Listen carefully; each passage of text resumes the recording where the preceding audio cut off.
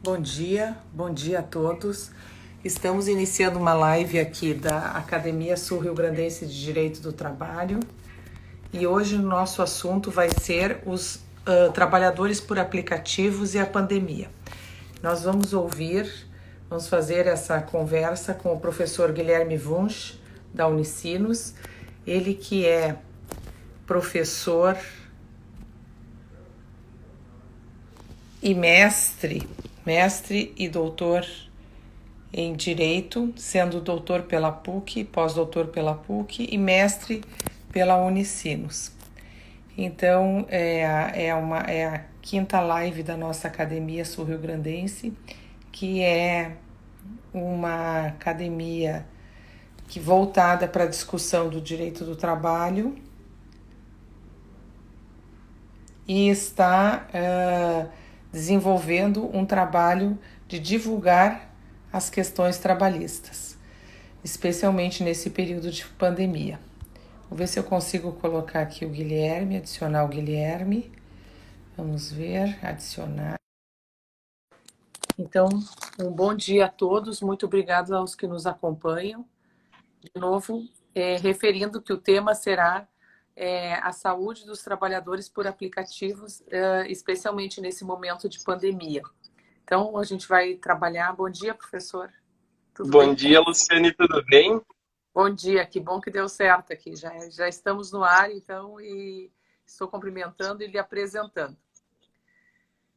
Obrigado. Professor, é o seguinte, assim, o que a gente ouviu, né? O que a gente tem ouvido nos noticiários? Que os trabalhadores, deixa eu me organizar e largar aqui meu celular, ver se eu consigo me ajeitar. Os trabalhadores de aplicativo, professor, pelo que a gente tem visto, eles vão ter uma diminuição de 70% da sua renda devido ao fato de que todos estamos em casa e, portanto, estamos nos deslocando muito menos.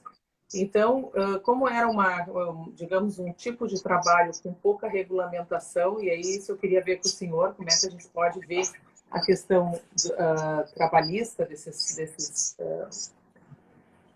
trabalhadores, como é que fica a proteção deles nesse momento de pandemia? Então, eu vou deixar o senhor falar um pouco e aí vou fazendo algumas perguntas. Perfeito. Bom, primeiramente, bom dia a todos, bom dia a todos os nossos amigos, aos nossos acadêmicos que estão aqui acessando essa nossa live. Bom dia, Luciane, mais uma vez, muito obrigado pelo convite, a gente participar desse projeto que tem sido capitaneado por ti, né, em nome da Academia Sul-Rio-Grandense de Trabalho. Já houve uma série de lives, né, e ainda haverá mais uma outra série com outros tantos acadêmicos também da SRDT, então é muito importante, né, que nesse momento o máximo de informações seja possível ser levado para as pessoas, dos pesquisadores, dos estudantes, dos advogados. Então, muito obrigado pelo convite. E respondendo aqui a tua pergunta, né, essa questão do motorista de aplicativo ou de outros trabalhadores de aplicativos, né, porque na verdade aqui a gente tem uma espécie de categoria, né? Nós não falamos apenas em motoristas de aplicativos, porque hoje existem aplicativos para trabalhadores de qualquer espécie, né? Inclusive nós temos aplicativos para trabalhadores com uma alta formação intelectual, com alta formação acadêmica, né? Nós temos aplicativos que misturam todos esses tipos de trabalhadores. Existem aplicativos no Brasil hoje que nós conseguimos chamar desde um diarista até um web designer no mesmo aplicativo. Então, isso demonstra uma espécie de nova cultura das relações de emprego, né? Ou das relações de trabalho. Né? Até antes da pandemia, a gente vinha muito naquele sentido de se falar uma mudança na forma como as relações vão se colocar daqui para frente, porque, na verdade, essa ideia de ter um vínculo de emprego passa a ser uma ideia ultrapassada, porque hoje as pessoas elas trabalham muito mais com essa ideia de serem donas das suas vidas, de gerenciarem as suas múltiplas tarefas, as suas múltiplas habilidades. E aí a gente vinha passando, né, por uma ideia de que empregado subordinado era uma cultura já ultrapassada para o direito do trabalho, porque hoje o que interessa é o trabalhador multiplataforma, o trabalhador que tenha múltiplas habilidades, ou seja, muito mais alguém criativo do que subordinado. né? E essa pandemia, ela vem aqui e expõe uma face muito complexa dessas relações de trabalho uberizadas, como a gente chama, porque, na verdade, de relações de trabalho, a gente pode falar em relações de trabalho, né? Porque, afinal de contas, são pessoas aí que trabalham 12, 14, 16, 18 horas por dia, né? Sob uma cultura, que nós vamos falar até um pouco mais daqui a pouco, de que isto é uma espécie de modelo ideal, de modelo do futuro do trabalho. Sim, sim, professor. Qual seria a cultura? Já vamos adiantar, então, vamos começar a fazer esse panorama. Qual seria a cultura que está por trás disso, né? É uma cultura do homem que consegue realizar, do ser humano que é dono do seu destino, é livre, uma cultura, enfim, que enfatiza, digamos, não tem esse viés liberal, mas também tem a cultura da própria indústria 4.0, da fluidez, do momento, do aproveitar o momento, de que trabalho e lazer se misturam. Talvez fosse interessante essa abordagem. Justamente isso, né? Essa ideia da uberização do trabalho, ela vem muito daquela nossa ideia teórica da gig economy, economia de compartilhamento, né? A ideia era, quando essas ideias de economia compartilhada, gig economy foram assim, iniciaram seus estudos, a ideia era justamente o quê? Criar uma nova forma de consumo de produtos e serviços, em que as pessoas elas seriam consumidoras muito mais conscientes desse seu papel de consumidor e optariam por serviços que também auxiliariam outras pessoas, né, que desejam colaborar com o desenvolvimento econômico de uma sociedade, mas sem visar lucro. Né? Então surgiu, digamos, da sociedade civil como uma ideia de consumo, dentro do movimento consumerista, digamos. Né? Exatamente. De consumidor, sim. Exatamente. Mas o capital, enfim, se gostou da ideia, pode ser uma ideia interessante, porque... O que a gente viu foi justamente isso, né? Vem o sistema do capital e coloca, diz, não, só um pouquinho. Como assim economia de compartilhamento, né? Por que falar em uma economia solidária, quando na verdade essa é uma forma de economia lucrativa, né? Tanto que esses grandes aplicativos, eles começaram, na verdade, como pequenas startups, né? E que hoje se transformaram aí em grandes empresas, né? A Uber, a iFood, a Glovo, né? São vários, a Uber Eats, né? Ou seja, tem milhões de aplicativos hoje que gerenciam a Treader, que é aquela que a gente consegue desde marido de aluguel, serviço de limpeza, encanador, né? Ou seja... Professor, e assim, ó, só vamos fazer uma limpeza, assim, porque tem muita confusão. Tem uns que falam em turquerização, outros falam em uberização, tem gente que não gosta desses termos, porque seria plataformas digitais. São sinônimos, não são sinônimos, dentro da digitalização do mundo do trabalho, o que é o crowdworking, quem sabe a gente faz assim uma limpeza. Isso tudo é teletrabalho, não é teletrabalho, um pouco eu já discuti com a Denise, mas são conceitos que a gente tem que rebater para irmos assim nos adaptando, porque tudo é muito novo. Né? Avassaladora a quantidade que existe, mas a gente ainda não interpretou juridicamente suficientemente. Né? E a última ideia que eu ouvi falar, assim, que esses trabalhadores são trabalhadores intermitentes, também uma teoria que está surgindo aí com força, e não tanto subordinados, nem coordenados. Então, eu queria lhe ouvir um pouco, assim, para tirarmos, assim, as arestas. Né? Essas ideias de crowdfunding, crowdsourcing, que vem muito da ideia de economia de compartilhamento, aqui talvez assim, um exemplo bem fácil da gente ver o que é isso, são as vaquinhas online. Né? Isso é um modelo de crowdsourcing, de financiamentos coletivos que a gente tem, por exemplo. Né? E aí isso foi, vamos dizer assim, adaptado, né, para o sistema do direito do trabalho, em que a gente começou a falar de crowdworking, por exemplo, e a gente tem hoje, por exemplo, espaços para isso. Né, esses espaços de compartilhamento de empresas, né, os coworkings, por exemplo, né, são justamente modelos descentralizados de relações de trabalho e de empresas. Eu consigo ter numa mesma sala 5, 6, 7 empresas, se eu quiser, porque, na verdade, hoje o espaço físico disso é uma mesa. Né?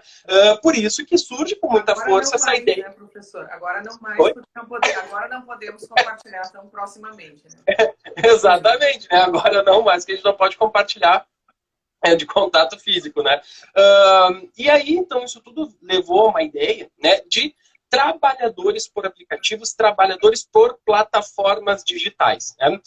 Se a gente for analisar isso num cenário formal de legislação brasileira, né, de CLT pós-reforma, né? A nossa CLT pós-reforma colocou o trabalhador intermitente numa ideia completamente distinta, na minha visão, daquilo que é esse trabalhador aqui de aplicativo. Né? Tanto é que na CLT e na regulamentação que nós temos do Ministério do Trabalho, né, a antiga portaria que nós tínhamos do Ministério do Trabalho, que ainda está vigorando, embora o Ministério não exista mais, é justamente a ideia de um trabalhador formal, porque eu tenho que ter a assinatura da carteira de trabalho desse trabalhador intermitente e ele tem a garantia de férias, 13º, recolhimento fundiário, essas questões todas assim. Algo que um trabalhador de aplicativo, como por exemplo o motorista de Uber, não tem. Né? Já o teletrabalho, aqui me parece que as reflexões da Denise sim são bem mais impactantes nesse modelo pelo formato que a legislação trabalhista contemplou o sistema de teletrabalho na norma. A gente continua enxergando o teletrabalho como a pessoa que pega o seu computadorzinho embaixo do braço e fica em casa trabalhando. Né? Quando, na verdade, todas essas formas telemáticas de controle podem se caracterizar como um teletrabalho, contanto que a prestação desse serviço se dê de uma forma fora, né, desses locais de trabalho. Então, por exemplo, a Uber é uma dessas formas. Né? Sim, e aí, na verdade... a nossa legislação de teletrabalho optou pela subordinação, claramente, né? E esse é Justamente. Esse é o ponto de embate, que não saímos muito disso, porque se alguns entendem que a Uber não tem a subordinação e outros entendem que tem. Teria que, por vários motivos, né? Então a gente tem fundamentação a favor, fundamentação contra. Nesse sentido, o Ministério Público do Trabalho organizou um estudo de trabalhadores de plataforma e reúne ali diversas decisões, não só no Brasil, mas pelo mundo afora, justamente mostrando esse dilema, né? Essa contraposição, uns entendendo que sim, outros não. E eu até vi o professor aqui, no dia 15 agora de maio, temos uma decisão do TJ de São Paulo, por conta da exclusão de um motorista do rol do Uber, e ele entrou justamente pedindo dano moral, etc. E o TJ entendeu que é a competência da Justiça do Trabalho, mas já adiantando o mérito, entende que tem o relator entendeu que tem subordinação e que não poderia haver essa exclusão do cadastro sem nenhuma justificativa. Então, de novo, o direito à informação do trabalhador parece que surge assim como um direito muito emergencial. Além da questão do vínculo, sim ou não, a gente tem as questões remuneratórias, as questões de saúde, as questões de direitos fundamentais, mas, obviamente, tudo isso perpassa pelo reconhecimento ou não do vínculo. Então, alguns professores estão dizendo assim, a insistência em colocar esses trabalhadores como subordinados, às vezes, pode levar à desproteção do trabalho. Outros entendem que não, justamente é ampliar o guarda-chuva protetivo da CLT e abarcar também esse tipo de trabalhador. Então, quero lhe ouvir a respeito. Bom, a Denise até na live também ela falou, e a gente tem discutido isso muito, né, no grupo de pesquisa, é justamente essa ideia de empregabilidade e de trabalhabilidade. Né? Essa ideia de que a gente vai ter uma ocupação, de que a gente vai ter um trabalho, mas que eu não vou ter um vínculo formal de emprego, mas esse trabalho vai me colocar numa espécie de patamar mínimo de proteção que eu teria que garantir lá do artigo 7º da Constituição para essas pessoas que, embora não tenham um emprego, tenham um trabalho. Bom, a minha pesquisa pós-doutoral foi justamente sobre essa questão da subordinação dos trabalhadores por aplicativo e a gente tem tentado falar numa espécie de categoria de subordinação algorítmica. Né? Porque, na verdade, o que acontece? Esses motoristas de aplicativo, ou trabalhadores de plataforma, trabalhadores de aplicativos, eles não gerenciam absolutamente a sua relação com o consumidor. Porque, por exemplo, se eu agora quiser chamar um motorista, vai vir o preço pronto, vai vir o trajeto que eu quero, vai vir um motorista que foi ali escolhido pelo algoritmo, pela localização de onde eu estou e de onde esse motorista está, mas ele não vai ter o poder de negociar comigo um desconto ou até mesmo um acréscimo de valor, porque simplesmente aquele valor vai estar fechado, né? Ao mesmo tempo, ele tem uma série de requisitos que ele precisa observar. O carro precisa estar limpo, tem que ter um número X de quilometragem, ou seja, existe uma forma digitalizada, algoritmizada de subordinação, só que esse é um debate que talvez nem o judiciário ainda tenha enfrentado da forma como deveria de ser feito. Porque, na verdade, as ações de vínculo que a gente tem hoje de Uber, elas são ações que tentam demonstrar a ideia clássica da subordinação. Subordinação jurídica, poder diretivo, porque a partir do momento que eu estou subordinado a uma plataforma, por detrás da plataforma existe um ser humano que controla aquilo, e, portanto, eu tenho aqui o elemento da subordinação, né? As decisões judiciais, na verdade, elas estão indo por múltiplos caminhos. A gente já teve decisão do nosso tribunal aqui, o TRT4, em sentença de primeiro grau, como, por exemplo, foi a sentença do Dr. Átila, né, reconhecendo o vínculo de emprego com motoristas de aplicativo. Nós já tivemos decisões do Tribunal Regional, em âmbito de segundo grau, não reconhecendo aqui o vínculo de emprego com motoristas da Uber, ao argumento de que, na verdade, é o motorista que se utiliza do benefício da plataforma para oferir uma renda. Então, na verdade, não existe subordinação, porque é o motorista que se usa de um benefício da plataforma. Não reconheceu o vínculo. Tá? Nós temos o STJ, que já julgou um conflito de competência sobre isso, nessa situação semelhante que tu relataste sobre o motorista que foi excluído da plataforma e aí queria dano moral. E isso foi suscitado conflito de competência, e o STJ, numa decisão que, no meu entendimento, é completamente usurpadora da competência, disse, né, que esses motoristas não são vinculados com relações de emprego às plataformas. O STJ não tem competência para analisar esse tipo de matéria. Isso é relação de trabalho, seria matéria, então, do TST julgar, não do STJ. E aí, no conflito de competência que se referia a uma questão indenizatória, lá no meio do acórdão tem uma posição do STJ sobre relação ou não de emprego, né? E aí essa situação ela fica numa zona completamente cinzenta no Brasil, porque a gente ainda trabalha com aquele paradigma clássico de subordinação jurídica, né? Ao mesmo tempo em que outras teorias falam de parasubordinação, subordinação estrutural, que são teorias que sequer no Brasil chegaram com a força que deveriam de chegar, né? De colocar essa ideia de trabalhador economicamente dependente, mas juridicamente independente, né? Que seria o parasubordinado. Nós nunca chegamos a esse debate com essa sofisticação e aí a gente veio atropelado por essas formas de trabalho da indústria 4.0, né, como bem falaste antes, que colocaram esse conflito nas decisões. Então, hoje, embora a gente já tenha a posição do STJ, a gente tem a posição do TST em uma única decisão que não reconheceu o vínculo, mas isso ainda não é vinculante, isso não é OJ, isso não é súmula, isso não é jurisprudência pacífica. Né? O que eu vejo aqui? Ela é uma ação de completo risco. E com a reforma trabalhista colocando a figura dos honorários de sucumbência, por exemplo, muitos motoristas talvez não vão efetuar essas ações judiciais, porque é claro que se a posição adotada for a de não existir o vínculo de emprego, né, nós vamos ter uma condenação, talvez, em honorário de sucumbência, se esse trabalhador não for beneficiário da gratuidade de justiça. Então, eu vejo que as ações elas não chegaram ainda com essa força para esse tema, por essa questão processual, né, e também me parece que a gente precisa convencer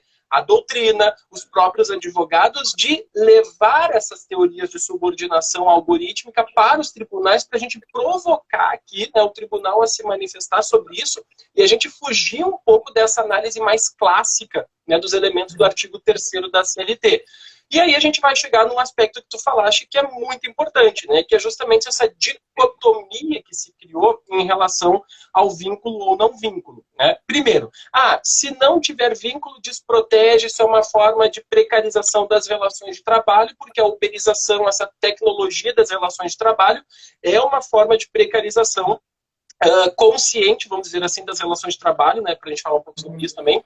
E, ao mesmo tempo, a gente tem argumentos de que, quando for reconhecido o vínculo, acaba a Uber, acabam os aplicativos no Brasil, porque essa história do Estado querer sempre intervir na economia e tal. Só que é o seguinte, França já tem decisão reconhecendo o vínculo, Espanha já tem decisão reconhecendo o vínculo. Portugal também já tem decisão, embora em Portugal eles realmente sejam bem conscientes dessa questão do que é ser Uber, né?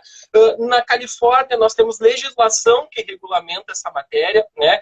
E em nenhum desses países aí, os estados, a Uber saiu em função dessas decisões, né? Até porque aqui no Brasil a gente não tem nem a cultura, por exemplo, dos punitive damages, né? Nós nem teríamos uma grande condenação. Aqui a condenação é de vínculo, é verba, né? Não teria nenhuma outra consequência. Mas, Guilherme, assim, ó, tudo bem. Digamos, a tua ênfase é na subordinação algorítmica. Eu queria que tu explicasse um pouquinho mais o que significa isso, porque para alguns, por exemplo, tem o André Zepper, que escreveu sobre intermediação de mão de obra, e ele é contrário a essa ideia. Ele diz o seguinte: não se trata de subordinação algorítmica, mas sim uma nova forma de controle, como se fosse um instrumento de controle do empregador. Assim como eu tenho o cartão ponto, eu tenho essa plataforma que controla, digamos assim, os tempos de trabalho e une quem quer o serviço com quem precisa do serviço. Faz uma junção do ponto de vista, digamos, do direito do consumidor também. Então, ele foge um pouco dessa ideia. E eu queria que tu tentasse, assim, me explicar. Mas, por outro lado, um professor também aqui, o Pepe Chaves, que também escreveu muito sobre o tema, ele é absolutamente favorável à ideia da subordinação algorítmica. Porque ele diz que o controle sobre o empregado saiu de um controle de uma sociedade da disciplina, né, que eu disciplinava o corpo, para uma outra forma de controle, né? Então, eu saí da sociedade da disciplina para a sociedade do controle de uma forma, digamos, com tecnologia, um controle com tecnologia. Então, um entende que sim, outro não, e como é que a gente fica no meio? Existem ainda doutrinas alternativas na tua percepção? Eu vejo, por exemplo, que os europeus estão muito mais preocupados em garantir portabilidade dos dados, enfim, se diz assim, o direito à reputação. Nos Estados Unidos estão mais preocupados com as questões de igualdade, que o Uber não discrimine, que chegue a todos os lugares, mas que, por exemplo, não faça com que quem chame não escolha que seja mulher, que seja homem, que seja raça, enfim, discriminação por gênero. Então, alguns lugares têm umas preocupações, outras têm outras, né? Mas a questão principal é essa no DAO aqui. Seria só subordinação algorítmica ou não? Então... Bom, aqui, na verdade, Luciane, a gente tem uma doutrina bastante controversa. E, de novo, nós vamos chegar atrasados na hora de fazer essa definição, essa regulamentação, né? A gente ainda discute muito dessa questão de vínculo, não vínculo, né? E a Uber, nesse momento, ela já trabalha, por exemplo, com situações de carros autônomos e drones, né? Ou seja, talvez quando a gente for falar aqui no Brasil de vínculo de emprego, né, para motorista de Uber, talvez a Uber já nem use mais motoristas. Porque eles já vão ter sido substituídos por carros autônomos que já estão sendo feitos testes, inclusive, né? Nós já tivemos, inclusive, um acidente com um carro da Uber sendo dirigido, sendo guiado de forma autônoma, né? E a Uber Eats tem já testado sistemas de entregas, né, por drones. Ou seja, isso é uma face muito cruel dessa uberização, porque ao mesmo tempo em que a gente discute precarização, a gente já fala do fim desse emprego uberizado, né? Que vai atingir, na verdade, uma série de comunidades, né? No Brasil, nós temos uma parte da doutrina aí com esses autores, por exemplo, que também não citaste, que entendem que nós temos que parar de ficar categorizando situações jurídicas e criando conceitos novos. Não existe essa subordinação algorítmica, porque, na verdade, a subordinação da Uber é a subordinação que nós temos lá no artigo 3º da CLT, é uma relação de dependência econômica, uma relação onerosa, uma relação de dependência jurídica, porque eu tenho um cadastro que eu faço na plataforma, então eu tenho uma relação contratual, uma relação jurídica com o aplicativo, e eu não precisaria falar em uma subordinação algorítmica, porque a própria CLT já me dá essa resposta. É quase como um resgate, né, do que a própria doutrina clássica sempre defendeu e sempre definiu como o elemento subordinação, né? O que é essa história, né? O que é defender essa subordinação mais algoritmizada? É justamente a ideia de que eu tenho... O que é um algoritmo? Um algoritmo ela é uma sequência matemática. Né? Eu tenho sequências finitas matemáticas, né? Que se traduzem em comandos ordenativos. Né? Então, o meu telefone celular, lá quando eu estou cadastrado no aplicativo, ele vai ter um comando que vai calcular para mim que uma distância de X quilômetros custa tanto. E ele vai me dar aquilo ali pronto. Né? Ele vai dizer, ó, existe Luciane que está te esperando em tal lugar para que seja levada a tal ponto. Você precisa levar ela com esses cuidados aqui. Né? Ou seja, é uma sequência matemática pronta, que vem definida por um algoritmo para justamente dizer como é que esse produto, como é que esse serviço vai ser prestado e vai ser consumido.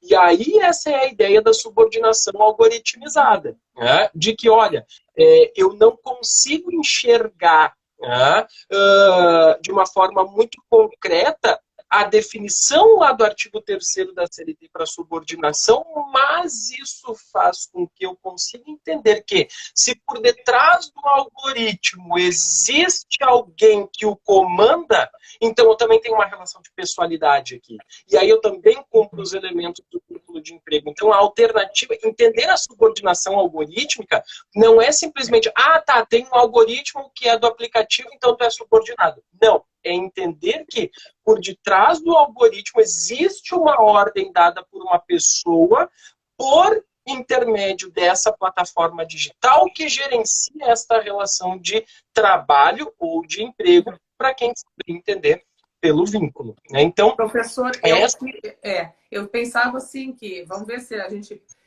veja bem, a CLT não fala em subordinação, ela fala em dependência.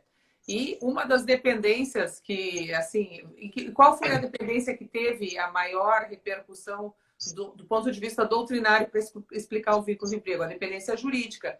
Mas me parece que a dependência técnica que a gente deixou para trás, porque seria uma dependência, assim, uma explicação não mais econômica, enfim, e não tão relevante, me parece que ela toma de novo contornos importantes, porque o empregado, sim, depende daquela plataforma, depende daquele meio que é um meio eletrônico, informatizado, enfim, que é a forma de prestação de serviço. E muito interessante que ontem eu vi aquele filme, Você Não Estava Aqui. Então, o importante né, que é o empregado de entregas, né? Ele vai, empregado de entregas, enfim, o trabalhador de entregas, ele tem que cuidar muito do aparelho que registra todas as entregas e horário, etc., porque ali está tudo. Então, ali está todo o controle, ali está a chave do empreendimento econômico, né? E mostra justamente essa transferência da liberdade dele para as horas de trabalho. Então, eu acho que é um filme que recomendo muito e terminei de ver ele ontem. Então, mostra bem esse problema de como toda a família fica envolvida e como também isso gera transtornos mentais, assim, como se ganha pouco pela plataforma, se trabalha mais. Então, isso gera uma ansiedade, uma necessidade de sobrevivência que não torna o trabalho, digamos, decente ou digno, como diria a OIT, né? Tem dificuldades de ter uma remuneração mínima, né? Que seria um dos principais elementos aqui do trabalho decente, segundo o que a OIT fala. E esse problema da segurança vem junto, que o trabalho decente é exercido justamente remunerado em condições de segurança. Por trabalhar muito, a pessoa não dorme bem, ela vai ter problemas mentais, físicos, e vai causar acidentes até no trânsito, enfim, vai ter problemas com a própria segurança. Então, isso me parece importante, assim, a gente, ainda que não seja, que a gente supere, digamos, a subordinação, ela é uma relação que ainda precisaria ter algumas limitações, né, de dignidade aqui. Então... A gente tem muito disso, e aí, puxando um gancho aí, porque o professor Rodrigo Trindade, né, que está acompanhando também a live, ele acabou também de falar justamente uma ideia que a Uber, por exemplo, já tem aqui uma forma de discriminação porque elege, por exemplo, já sabe a discriminação de populações pobres, informando o motorista sobre suposto perigo de atender comunidades periféricas. Ou seja, tudo isso também é uma forma de controle desse modo de trabalho, desse modo de consumo, né, dessas plataformas, desses serviços. E esse aspecto que tu fala para nós, Luciana, ela muito ela caracteriza com aquilo que a gente chama de hustle culture, né? Essa ideia de uma relação feliz, né, de trabalho. Alguns dados aqui só para dizer para quem está nos acompanhando. Olha só, hoje nós temos no Brasil praticamente 38,4 milhões de trabalhadores informais, sendo que desses 24,2 milhões são autônomos. Nós temos hoje mais ou menos 6,3 milhões de trabalhadores domésticos, dos quais 71% são informais, né? E a gente começou a criar uma espécie de cultura, né, de seja feliz o tempo todo no trabalho. E essas plataformas, esses aplicativos, eles justamente fomentam essa ideia. Por exemplo, no Vietnã, 79% da mão de obra é constituída de trabalhadores informais, né? Os Estados Unidos é o país que mais contrata, que mais consome, vamos dizer assim, né, essa prestação de serviços por trabalhadores informais. E lá a região do Vale do Silício, né, que hoje nós temos essa ideia, né, de seja dono do seu negócio, né, aquele como até a própria Emanuele fala, né, falsa ideia de empreendedorismo, né, seja dono do seu negócio, vem muito com esses jargões. Essa hustle culture, ela vem muito nessa ideia de, por exemplo, olha só, nós tivemos lá no Vale do Silício uma hashtag no Instagram que teve 40 mil menções e a hashtag era Thank God, it's Monday. Obrigado, Deus, é segunda. Ou seja, a ideia de que só o trabalho nos torna felizes, né? Ou seja, a gente trabalha tem um 18 pouco horas. Da ética protestante também por trás da cultura americana, né? Assim, que enfim, a idealização e uma certa percepção que o trabalho é que faz o homem. Enfim, isso também é um aspecto bastante cultural. Alguém coloca aqui, falsa ideia de empreendedorismo. Também sim, isso. A pessoa é dona de si mesmo, né? Mas passando assim, Guilherme, do Vale do Silício para o Vale dos Sinos, aqui a sua universidade. Não, assim, eu estou acompanhando uma série de palestras sobre trabalho digital que o pessoal ali da comunicação da Unicinos está organizando. E como não deu para ser presencial, então, assim, isso que tu falaste do Vietnã, tem uma mesma ideia aqui com relação aos trabalhadores, por exemplo, das Filipinas. Um pouquinho essa percepção cultural. São trabalhadores muito dóceis e que querem agradar o cliente. Então, assim, eles não dizem nunca não. Então, então junta com esse caldo cultural, com a necessidade, mais a percepção cultural. Então, uma professora das Filipinas estava falando nesse Digital Labor, que é um evento da sua universidade que está sendo semanalmente ou quinzenalmente, me parece, Isso. E está sendo bastante útil, né? Porque mostra essa questão da uberização ao redor do mundo, né? Como é que isso é acompanhado por elementos culturais também. Então, é importante a gente perceber que, além de uma questão econômica, eu tenho uma questão cultural, uma questão social. Né? E a necessidade de regulamentação, porque todos os países estão no mesmo dilema que o Brasil. Isso que tu mencionaste, a informalidade, a ausência de uma ideia precisa. Eu até pensei assim, porque, por exemplo, do ponto de vista internacional, a gente não tem uma norma também internacional que atenda bem esses interesses. E esses tempos eu fiz um trabalhinho colocando, quem sabe, se supera essa Convenção 177, que é a mais próxima, ou a Recomendação 198, que diz que todos os trabalhadores têm que ter um mínimo de proteção social, que tem que ter legislação, e quem sabe a OIT não formava uma legislação internacional. Essa foi uma ideia. Isso antes da pandemia.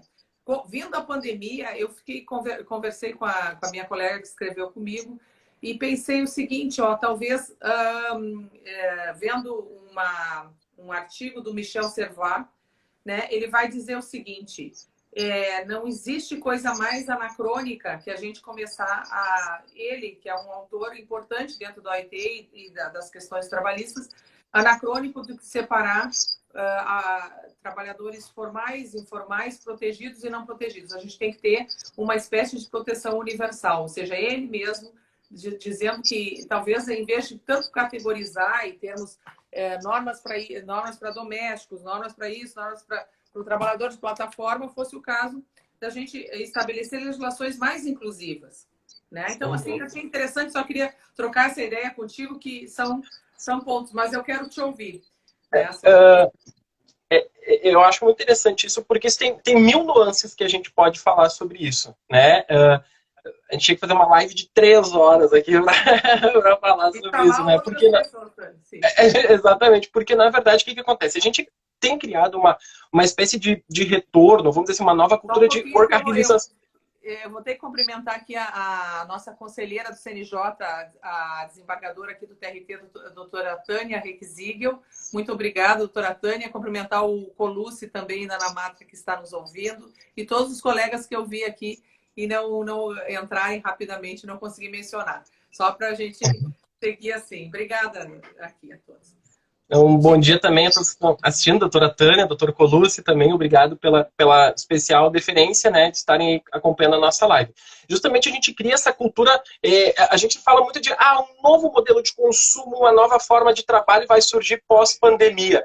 Gente, a gente viu que os países que abriram o comércio depois da pandemia, a gente simplesmente voltou igual ou pior ao que a gente era antes. Ou seja, e agora vamos usar o nosso exemplo aqui, Porto Alegre. O comércio está reabrindo. Nós vamos voltar a usar o Uber, nós vamos voltar a usar Cabify, e essas pessoas vão continuar desprotegidas e em contato com pessoas que talvez estejam infectadas, né? Então, e a gente cria essa cultura da workaholização de novo, né? De dirija quando quiser, seja dono do seu negócio, ganhe o quanto você precisa, que é essa hustle culture, né? Essa cultura de que o trabalho te faz feliz porque tu não tem um patrão, porque tu mesmo é o dono do teu próprio negócio, né? E pode gerenciar. E aí a gente não se dá conta que essas pessoas estão trabalhando de 10, 12, 14, 18, 20 horas para ganhar muitas vezes uma renda mínima, né? Que inclusive não coloca elas no próprio critério para receber o benefício emergencial dos R$600, que a gente vai falar também um pouco sobre isso, acredito, daqui a pouquinho já também. Então, essa ideia do digital labor,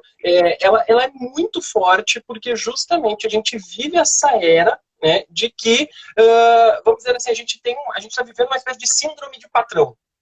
Ninguém mais quer ser empregado, todo mundo quer ser agora patrão e quer mandar em si, né? E aí as pessoas não se dão conta de que por detrás dessa ideia de mandar em si, existe alguém que está mandando em ti lá por trás, né? E aí vira uma falsa, né, relação, uma falsa situação de que eu vou estar, né, sendo independente, que eu vou estar sendo autônomo, né? E aí, falando um pouco de pandemia, para puxar um pouco o gancho dessa tua fala, né? Eu fui fazer uma pesquisa sobre o que essas plataformas, sobre o que os aplicativos têm feito como resposta, né, para essas categorias aqui. Primeiro, assim, alguma dessas medidas, obviamente, da 927, que é para um vínculo trabalhista, não se aplicam. Nem tampouco a 936. Então, o que sobraria? A primeira questão, o governo contemplou ou não contemplou no BEN, né? Ali na regulação do decreto 10.486, se contemplou ou não contemplou os motoristas de plataforma? Seria uma primeira pergunta, Guilherme. Depois, assim, a gente pode ver o que as empresas mesmo estão fazendo. Porque, no primeiro momento, pareceu que contemplou, porque dizia informais e autônomos, né? Se a gente não coloca eles como vínculo de emprego ou trabalhadores independentes, eles são autônomos. Então, seriam contemplados ou não? Bom, eu acho que esse é um ponto que a gente começa a falar de um aspecto muito importante, né? E tem um detalhamento aqui que tu fazes que é fundamental para quem está nos assistindo compreender. Esses trabalhadores de aplicativos estão fora desse sistema da MP 927 e da 936, porque eles não são empregados formais com vínculo, com carteira assinada. Portanto, eu nem tenho como aplicar as regulamentações dessas duas medidas provisórias para essas categorias. Bom, o que nós tivemos no Brasil? Nós tivemos aqui, eu estou abri aqui a Lei 13.982, que, regulamentando, então, aqui o benefício emergencial, colocou que durante esse período de 3 meses vai fazer jus ao benefício o auxílio emergencial de R$ 600. O trabalhador, tá? Que seja maior de 18 anos, salvo nos casos de mães adolescentes, não tenha emprego formal ativo, não seja titular de benefício previdenciário ou assistencial ou beneficiário de seguro-desemprego, a renda familiar per capita seja de até meio salário mínimo, ou a renda familiar total mensal seja de até 3 salários mínimos, que em 2018 não tenha recebido rendimento tributável acima de R$ 28.559,70, exerça atividade na condição de MEI, microempreendedor individual, seja contribuinte individual do regime geral de previdência e trabalhador informal, seja empregado, autônomo ou desempregado de qualquer natureza, inclusive o intermitente inativo, inscrito no CAD único até 20 de março de 2020. A gente olhou essa lei e disse, que bom, o motorista de Uber entrou. Tá? Bom, só que veio um regulamento aí para essa lei, que é o decreto 10.316, de 7 de abril de 2020, e ele colocou uma seguinte definição para trabalhador informal. Pessoa com idade igual ou superior a 18 anos, que não seja beneficiário do seguro-desemprego e que preste serviço na condição de empregado sem formalização de contrato de trabalho, ou seja, que praticamente, né, regulamenta o ilícito, né? Preste serviço na condição de empregado intermitente, exerça atividade profissional na condição de trabalhador autônomo ou esteja desempregado. Tá? E aí diz que o auxílio emergencial de R$ 600 vai ser pago ao trabalhador que cumulativamente, ou seja, tem que critérios cumulativos para perceber o benefício. E o critério cumulativo é ter maior de 18 anos, não ter emprego formal ativo, não ser titular de benefício previdenciário, renda familiar per capita, ou seja, uma cópia dos requisitos da lei, daí coloca exercer atividade na condição de microempreendedor individual e ser contribuinte individual do regime geral. Ou seja, eu só vou conseguir colocar aqui, por exemplo, um trabalhador de aplicativo se ele tiver uma MEI e se ele estiver contribuindo para a Previdência. E aí a gente chega num ponto que até ontem a Marta Citoni fala muito, né, quando ela faz esse diálogo com o direito previdenciário, que é o seguinte, esses trabalhadores sequer vão ter renda suficiente para conseguir recolher previdência. Eles vão se cadastrar como MEI, mas eles não vão ficar recolhendo previdência. Né?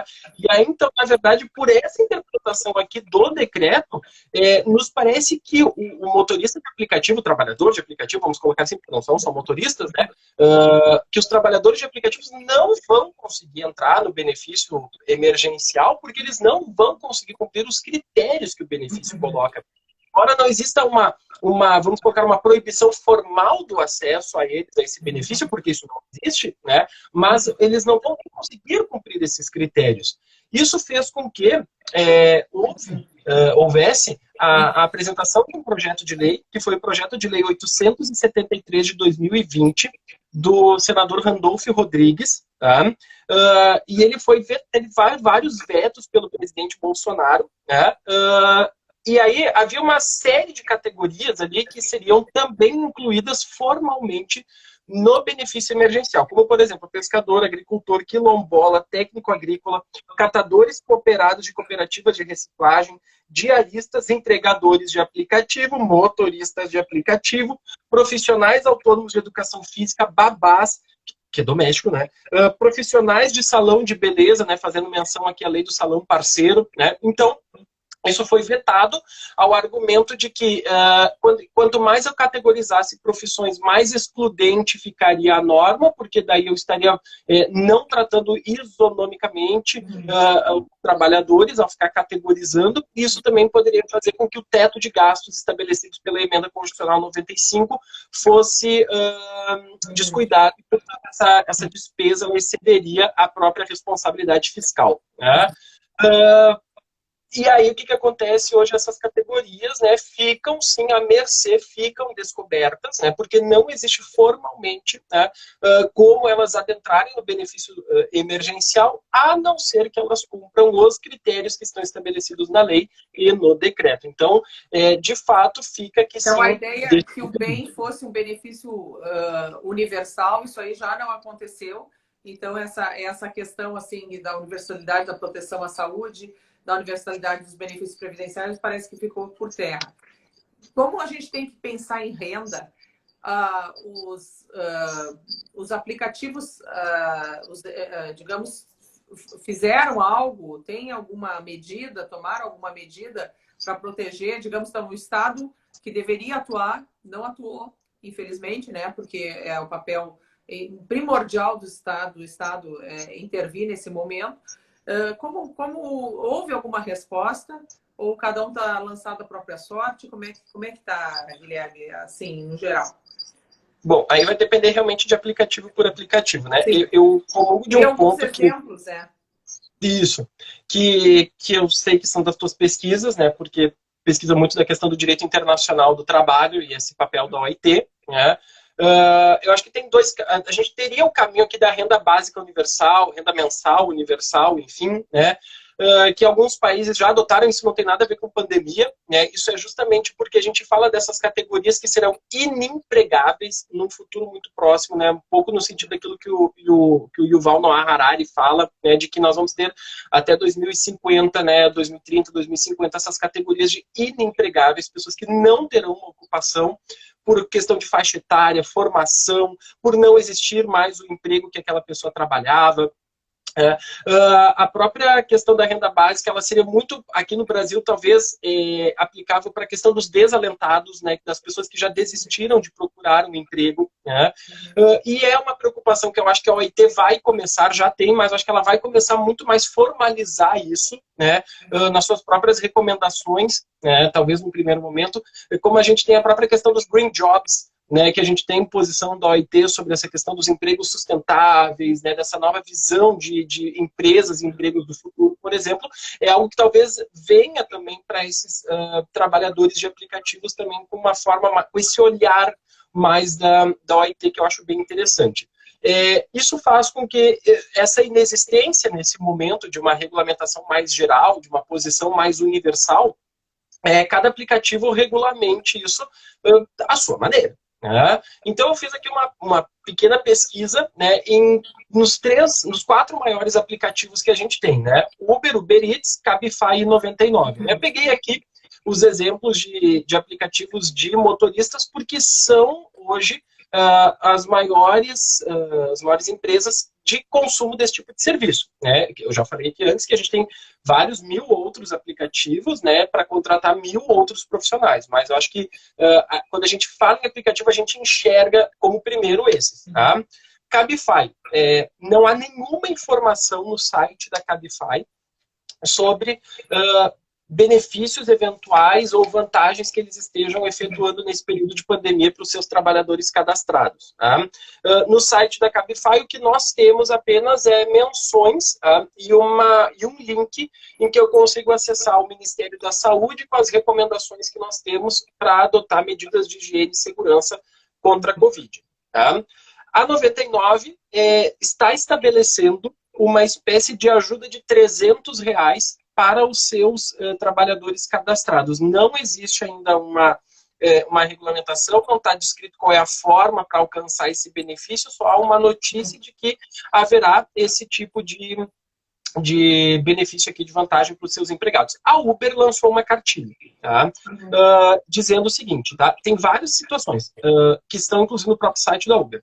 A Uber oferece reembolso de álcool gel, produtos de limpeza, máscaras e luvas para ajudar os motoristas e entregadores parceiros para poderem se deslocar com segurança. Como os suprimentos são limitados, eles priorizam os recursos para motoristas e empregadores das cidades mais afetadas. Tá? Eles também possuem uma equipe 24 horas disponível para auxiliar as autoridades de saúde pública num plano de resposta contra a pandemia.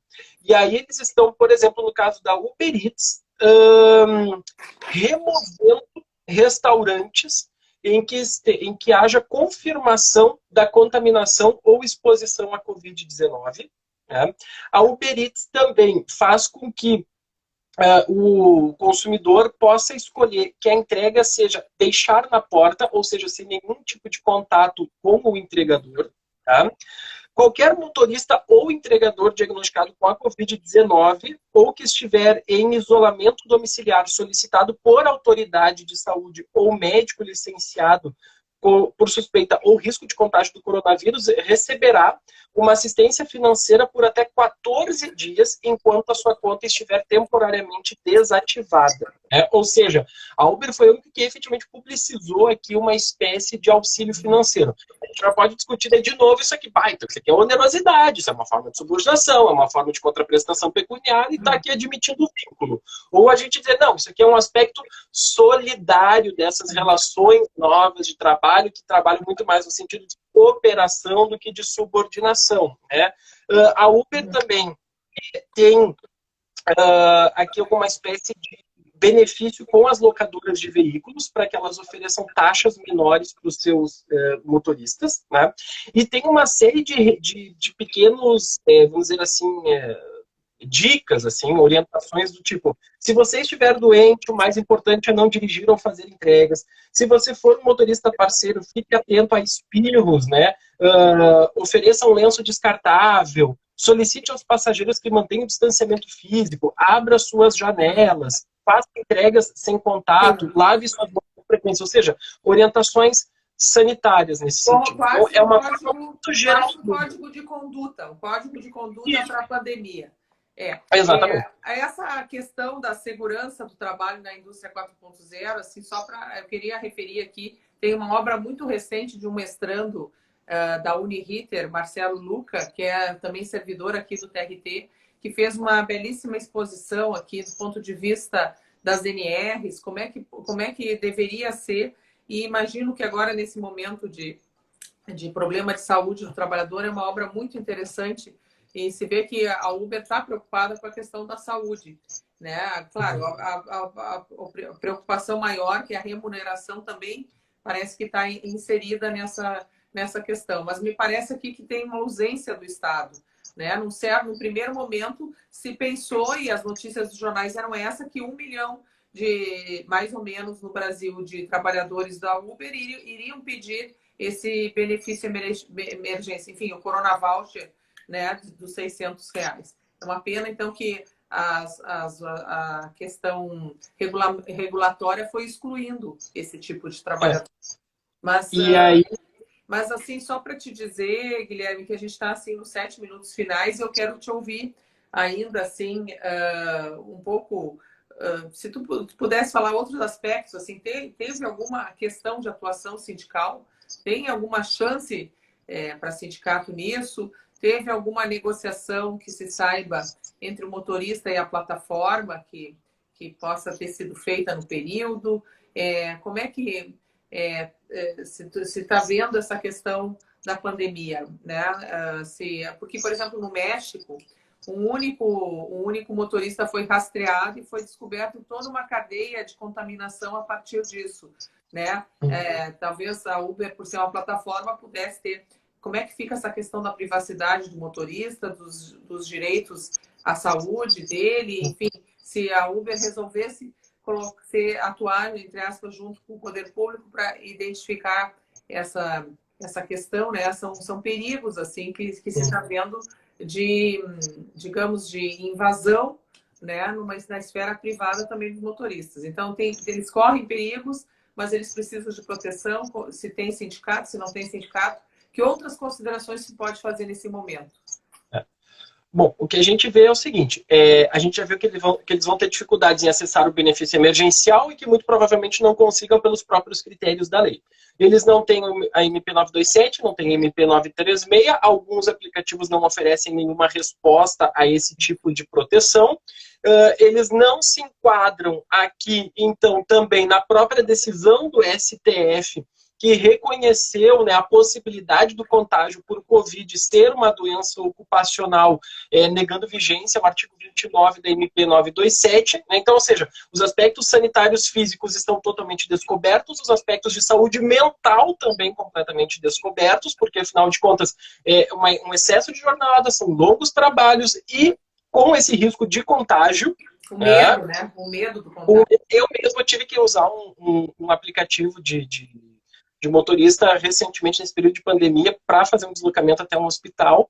E quando eu pedi, o cara veio todo cheio de medo, de o que tu tem, o que tá acontecendo? Eu disse, não, só tô pegando aqui porque é mais fácil e porque eu preciso ir até tal lugar, né? Então, justamente, é uma situação muito complexa, né? Isso que acontece, essa pressão, né? E aí isso faz com que, de fato, essas relações coletivas de trabalho precisem ganhar força. Nós temos aqui no Brasil, pelo menos que eu tomei conhecimento, uma atuação sindical sobre isso que aconteceu em Minas Gerais, né? Em Minas Gerais, nós temos o Sindicato dos Condutores de Veículos que utilizam aplicativos, que se chama Sicovap, né, que orientou, né, a categoria pela recusa de corridas compartilhadas. E lá no mês de março, que foi quando começou o isolamento social, né, eles inclusive deram uma diretriz para paralisação total. Houve uma assembleia convocada por esse sindicato. Virtual? Né? Não, essa assembleia não foi virtual. Né? No sentido de até talvez estabelecer um cancelamento dessas corridas compartilhadas, porque olha só o que eles diziam aqui, né? Carregamos cerca de 40 pessoas por dia. O nosso potencial de disseminação do coronavírus e contágio é enorme. Né? Então, claro, isso não acabou acontecendo, né? Não houve depois nenhuma outra notícia de assembleia presencial ou virtual que tenha afetado diretamente essa categoria. Então, ainda é pouca, ainda é muito incipiente essa atuação sindical no Brasil, porque poucos sindicatos sobre isso nós temos, né? E justamente porque a gente está aí no momento pós-reforma de enfraquecimento, né, dessas relações sindicais, né? Então, também isso é um argumento muito forte para a gente entender essa falta, né, de atuação coletiva também para essas categorias. Muito bem. Eu acho assim que, Guilherme, eu quero te parabenizar, porque eu acho que deste assim, uma visão geral, né, desde o problema do vínculo, da subordinação, que nesse momento isso aí só vai ser identificado numa ação trabalhista, né? Justamente. E o importante é que a gente tem, do ponto de vista da pesquisa empírica, uma aluna fez uma pesquisa e realmente poucas decisões aparecem porque os processos são colocados em segredo de justiça. Então, a Uber tem essa prática, né, de colocar em segredo de justiça, então pouco aparece, às vezes, a real quantidade das ações, etc. Mas, independente disso, eu queria te parabenizar. Acho que o enfoque foi excelente, né? Assim, a questão da saúde dos trabalhadores, da remuneração dos trabalhadores, né? E quem sabe a gente partiria nesse momento pós-pandemia, ou como diz o professor Servar, uma universalização da proteção ou, ao menos, uma regulamentação que garantisse direitos mínimos de trabalho decente. Então, eu queria te colocar para despedir dos nossos ouvintes. Muito obrigado pela audiência. Bom, muito obrigado, Luciane, mais uma vez, por esse convite, né? Agradeço em meu nome, em nome da Academia Sul-Rio-Grandense de Direito do Trabalho. Quero agradecer aqui a todos os que participaram dessa live, mandando comentários, participando também aqui junto conosco nessa manhã, né? E que a gente possa aproveitar esse momento de pandemia para continuar estudando, para continuar pesquisando, para continuar levando conhecimento e trocando essas ideias. Então, eu acho que toda a homenagem deve ser feita a ti, que foi quem idealizou, né, essa ideia das lives da SRDT, que tem sido um sucesso, né? Já foram várias. E parabéns pela tua disponibilidade em colocar o teu tempo também em prol do conhecimento jurídico. Né? A gente conhece a tua rotina como juíza, como professora, né? E mesmo assim tu estás aqui junto conosco, levando conhecimento para as pessoas. Muito, muito obrigado. Muito obrigada. Vai ficar gravado lá na minha página do YouTube, tá? Então fica à disposição. Muito obrigada, Guilherme. Fique bem e vamos continuar estudando. Obrigada a todos. Até mais. Até lá. Até. Tchau, tchau. Tchau, tchau.